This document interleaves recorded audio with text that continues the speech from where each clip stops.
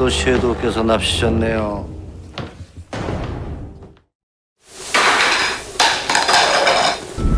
기죽지 말라고.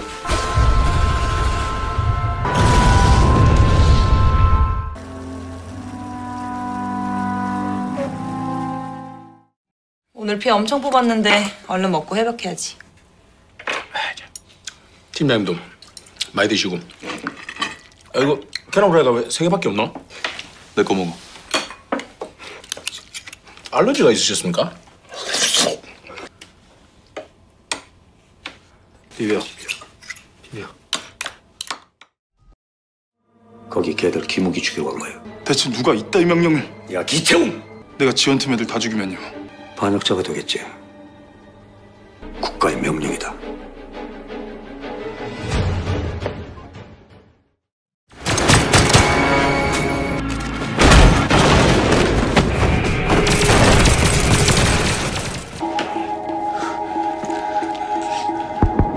내 걱정하지 말고 그냥 쏴! 총 버리라고 이 새끼들아! 쏴!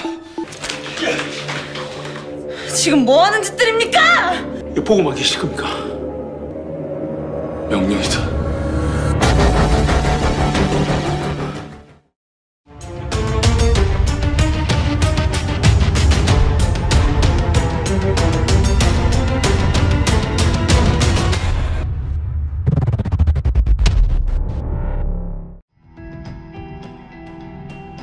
Kali ini film diawali di Gedung Dewan Rakyat, di mana di sini Presiden Korea akan melakukan pidato terkait anggaran tambahan pada proyek pengadaan jet tempur FX di hadapan para anggota dewan. Sekilas terlihat beberapa anggota dewan yang pro dan kontra, di mana sebagian dari mereka yang menolak menutup mulutnya menggunakan masker yang diberi tanda silang. Presiden di sini meminta penambahan anggaran sebesar 1 triliun won. Berpindah ke adegan di mana Gon dan Haeri beserta dengan Kim Woo-gi berusaha untuk kabur dari kepungan anggota BIN yang merupakan anak buah dari Min Sik itu. Ki-teung yang melihat hal tersebut berlawanan dengan hati nuraninya akhirnya membantu mereka. Gon dan Haeri akhirnya bisa kabur dari sana dan meninggalkan sang ketua tim Hwang di dalam sana. Para anggota BIN yang lain segera mengejar mereka hingga Gon dan Haeri bertemu dengan Ki-teung yang membantu mereka.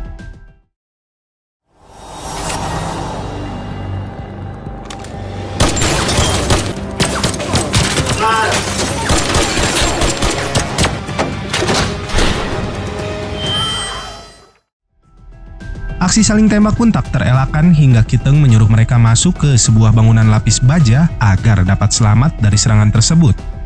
Di dalam ruangan ini, Haeri kembali menelpon Miki dan menunggu aba-aba selanjutnya. Sedangkan di luar ruangan terlihat Hwang dan anggotanya sedang bersiap untuk meledakkan pintu baja tersebut. Mereka pun berhasil masuk dan kembali terjadi aksi saling tembak di dalam ruangan tersebut.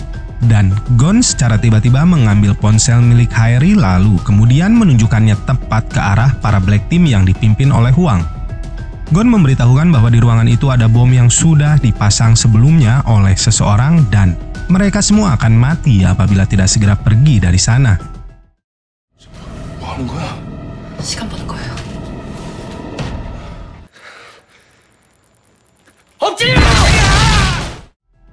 Lily dan Dose yang berada di luar gedung kedutaan pun mendengar suara dari ledakan itu dan menjadi penasaran apa yang sedang terjadi di dalam sana. Sedangkan para anggota Black Team yang terkena bom tepat di bawah mereka mengalami luka yang cukup parah dan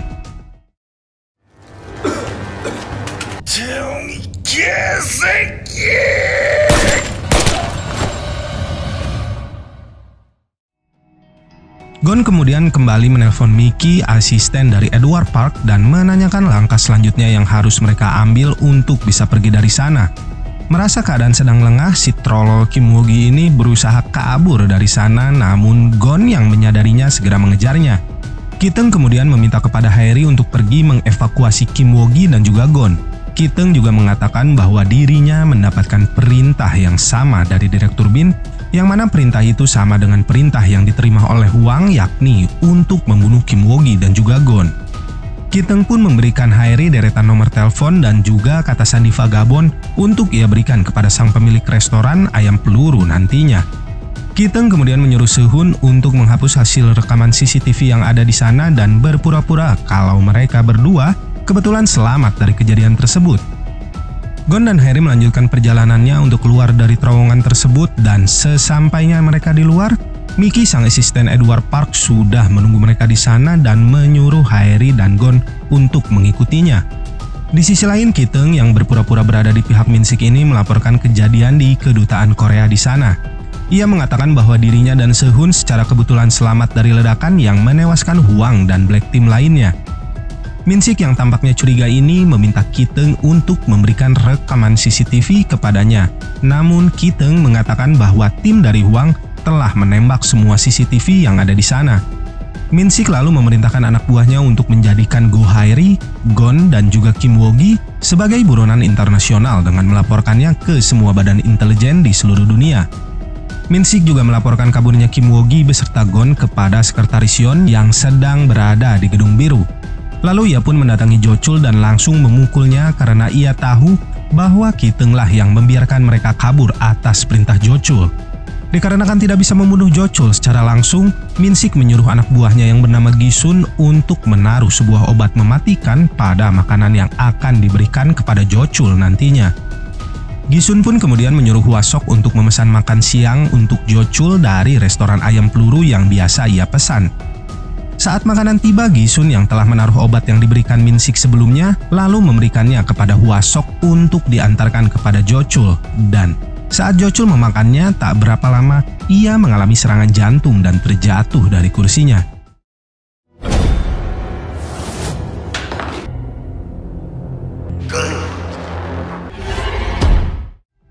Min-sik yang melihat hal ini dari CCTV kemudian berpura-pura memanggil ambulans dan menyuruh Gi-sun untuk menemaninya ke rumah sakit agar bisa memastikan kematian dari Jo Chul di sana.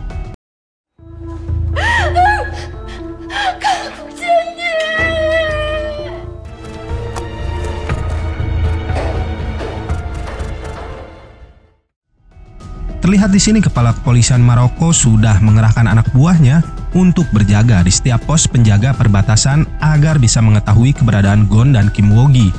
Dan benar saja, mobil yang mereka tumpangi bersama Mickey terkena razia perbatasan oleh polisi setempat.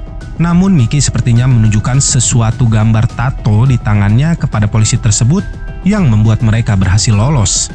Dan terlihat sang kepala polisi yang tengah berbincang di telepon bersama Jessica dibunuh oleh seseorang berpakaian militer dengan menembak kepalanya.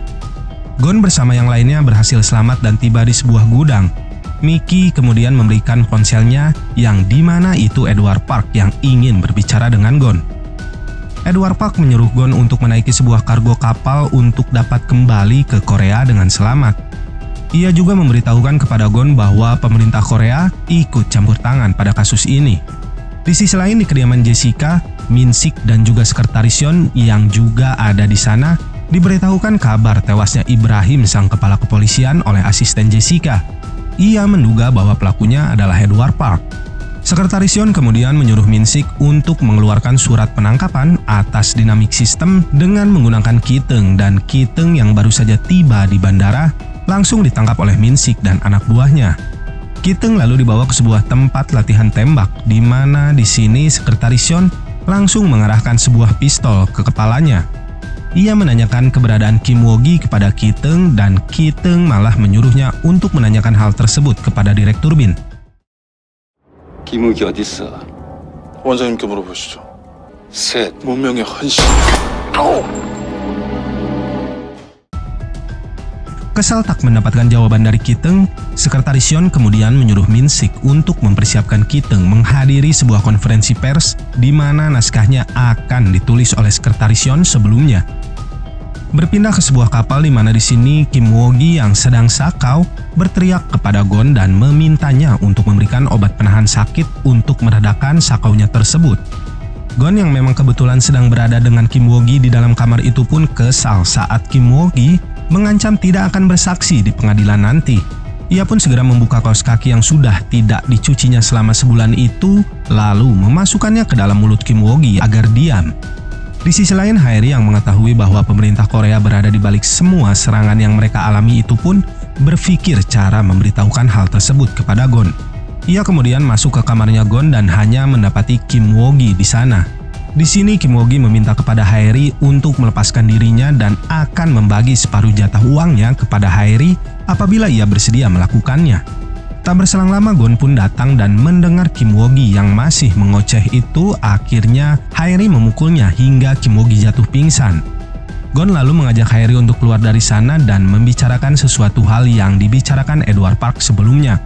Namun Haeri yang juga telah mengetahui berita itu akhirnya merasa lega dikarenakan Gon juga sudah mengetahui bahwa serangan yang mereka alami selama ini akibat campur tangan pemerintah Korea. Tak ingin Haeri terbawa kasus ini lebih dalam, Gon pun menyuruhnya untuk mundur dari kasus ini. Dan kembali Haeri menolaknya. Ia merasa meskipun dirinya PNS yang digaji oleh pemerintah, ia tidak bisa hanya menutup mata melihat hal yang tidak seharusnya dilakukan oleh pemerintah negara mereka. Dan di sini Haeri kembali meminta Gon untuk melakukan chess andalannya saat waktu berada di penjara menjenguk Gon. 갑자기?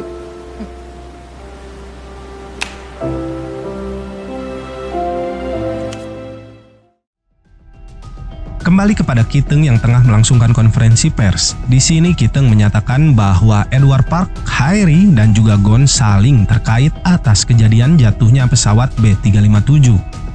Park Hwang yang juga berada di sana mulai mengamuk dikarenakan pernyataan dari Ki-teung itu dan mengatakan bahwa Bin juga telah dibeli oleh John and Mark. Ki-teung juga melanjutkan bahwa Kim Woo-gi telah diculik oleh agen mereka Haeri dan juga Gon atas perintah dari Edward Park. Setelahnya Ki-teung melakukan penangkapan atas Edward Park di dalam kantornya.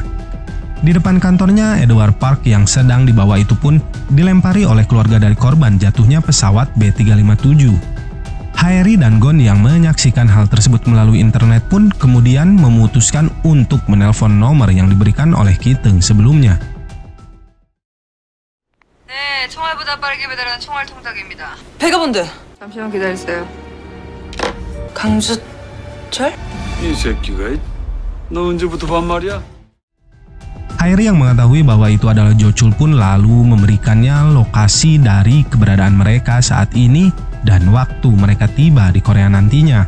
Jo Chul yang merasa Min Sik akan berusaha menangkap mereka ini pun kemudian menyuruh Haeri untuk melakukan sebuah permainan selama perjalanan mereka. Berpindah ke adegan di mana Edward Park yang sudah berada di markas Bin sedang disiapkan untuk diinterogasi oleh pihak Bin. Sekretaris Yeon bersama Min Sik yang tidak menemukan barang bukti apapun untuk dijadikan bahan tuntutan itu pun memutuskan untuk memanggil Jessica sebagai orang yang akan menginterogasi Edward Park. Saat Jessica masuk ke dalam ruangan itu, ia meminta untuk mematikan kamera pengawas selama perbincangannya bersama Edward Park. Jessica kemudian mengancam Edward Park bahwa perusahaannya akan hancur akibat kasus ini dan memaksa Edward Park untuk menjualnya kepada Jessica. Jessica akan menempatkan Edward Park sebagai CEO nantinya, namun dengan imbalan memberitahukan keberadaan dari Kim Woo-gi saat ini. Tak berapa lama anak buah dari Min Sik masuk dan memberitahukan kepada Min Sik dan juga sekretaris Yeon bahwa mereka menemukan Kim Woo-gi. 여기 어디야? 스페인 남단에 있는 타리파 항구입니다. 기무기가 이어도 있습니다. 여기도 나타났습니다. 이탈리아 나폴리 항구입니다. Dan tiba-tiba semua yang ada di ruangan tersebut dikagetkan dengan Gon yang menelpon mereka. 국가를 위해서 불철주야 수고 많으십니다. 박살내러 갈 거거든.